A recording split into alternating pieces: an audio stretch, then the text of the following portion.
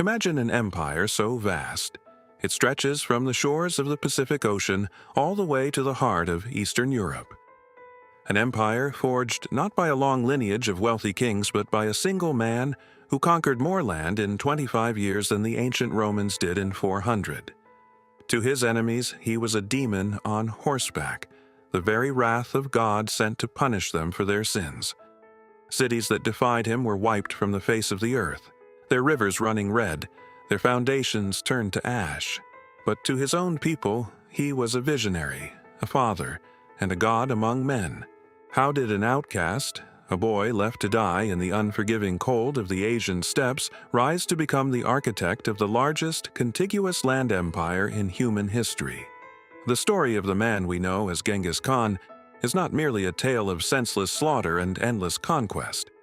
It is a masterclass in absolute willpower, brutal psychological genius, and a legacy that fundamentally rewired the modern world. Today, we step into the howling winds of the Mongolian steppes to uncover the true face of the most feared warrior in history. According to the ancient texts, the boy who would make the world tremble was born in the year 1162, clutching a solid clot of blood in his tiny right fist. In the traditions of the steppe tribes, this was a dark and powerful omen. It meant the child was destined to become a great and terrible leader. His parents named him Temujin, meaning of iron or blacksmith. But his early life was anything but royal. When Temujin was just 9 years old, his father, a minor tribal chieftain, was poisoned by a rival clan. In the brutal politics of the steppes, weakness meant death. The tribe, refusing to be led by a child and a widow, abandoned Temujin, his mother, and his siblings to the harsh wilderness. They were stripped of their livestock, their protection, and their honor. For years, the family lived in absolute poverty, surviving on roots, wild berries, and whatever small game they could hunt. The winters were utterly merciless, with temperatures plummeting far below freezing. It was in this desperate crucible of survival that the boy learned his first harsh lessons about power, loyalty, and betrayal. The unforgiving environment hardened him, but it was a violent internal family conflict that truly forged his ruthless nature. During a dispute over a hunted animal, a young Temujin and his brother ambushed and killed their older half-brother, cementing Temujin's position as the head of the fractured family. He was learning that in a world without laws, the only rule was strength. As he grew into a young man, Temujin began to build alliances. He possessed a terrifying charisma, a piercing gaze, and a tactical mind that saw far beyond the next horizon. But his path to power was violently interrupted when a rival tribe raided his camp and kidnapped his young wife, Borte. In the culture of the steppes, such an insult would normally crush a man's reputation. But Temujin did not break. He used his few remaining connections to gather a massive force of allied warriors, launching a devastating raid to rescue his bride. This victorious campaign did more than just return his wife to him. It proved to the wandering nomads that Temujin was a commander who rewarded loyalty and punished his enemies with absolute devastation. Over the next 2 decades, Temujin systematically dismantled the ancient aristocratic order of the steppes. He was a revolutionary thinker.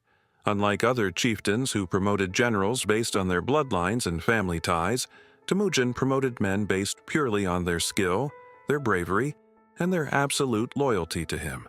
If a common herdsman proved to be a brilliant archer or tactician, he could rise to command thousands. Conversely, if a nobleman failed him, he was executed without hesitation. Furthermore, when he conquered a rival tribe, he did not enslave the survivors as was the custom.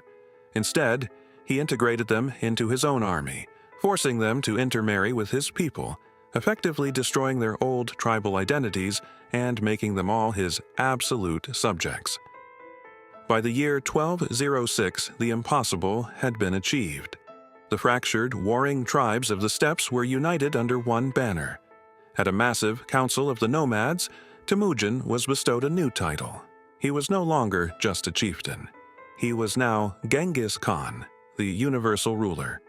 But the steppes were not enough.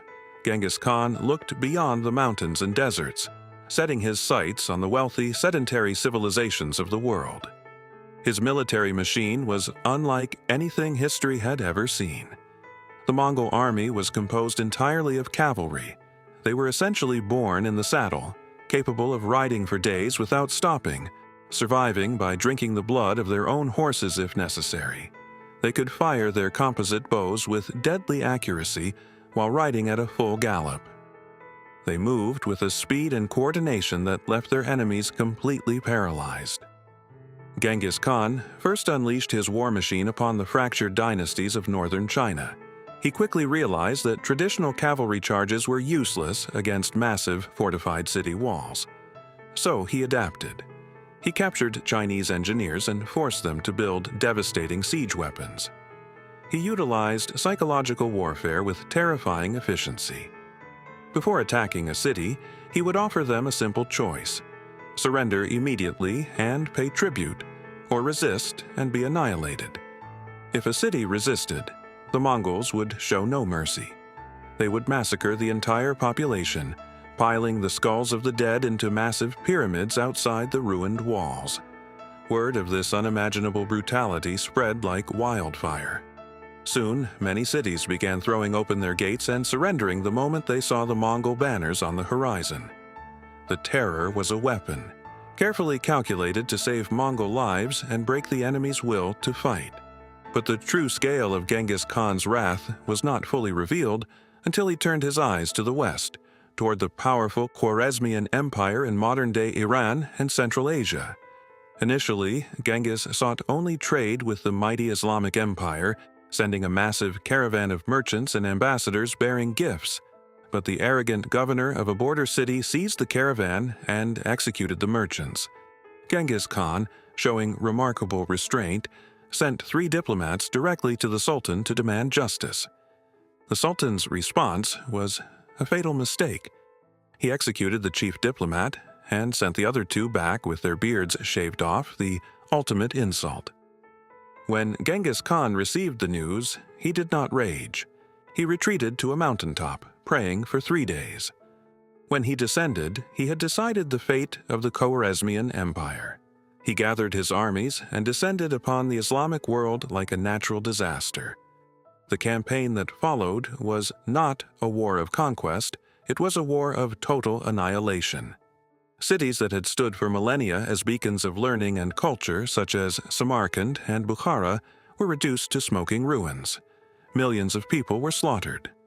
It was said that the rivers ran black with the ink of destroyed libraries and then red with the blood of the scholars.